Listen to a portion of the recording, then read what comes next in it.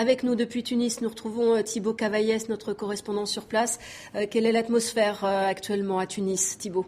Écoutez, ici sur l'avenue Bourguiba, c'est plutôt calme. Il y a eu un petit rassemblement il y a quelques minutes devant le théâtre municipal. Les jeunes du Front Populaire, cette alliance de partis de gauche qu'avait rejoint donc Chokri Belaïd avec son parti.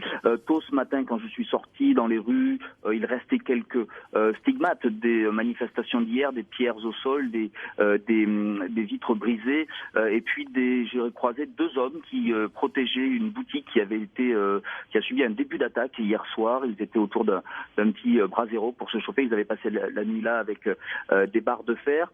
Donc sinon, il y a également ce rassemblement autour de la maison natale de Chokri Belaïd dans la banlieue de Tunis avec son épouse et beaucoup de gens qui sont venus lui rendre un dernier hommage. Donc dans l'ensemble, écoutez, les Tunisiens font plutôt grise mine ce matin. J'ai croisé un banquier qui se disait inquiet quant à l'impact sur l'économie du pays qu'aura cet assassinat. Et puis avec lui, il y avait une femme, une commerçante qui, elle, était plutôt optimiste et elle me disait, bien, c'est la Tunisie, elle se remettra, elle prend des coups, mais elle s'en remet à chaque fois. Elle croit, disait-elle, au peuple tunisien. Alors cette journée, au lendemain donc du meurtre de Chokri Belaïd, dont je l'imagine, d'avoir discuté avec les gens, on l'imagine plutôt calme. C'est peut-être demain qu'il faudra faire attention avec les obsèques donc de ce leader politique, où là peut-être beaucoup de ses soutiens vont se faire entendre.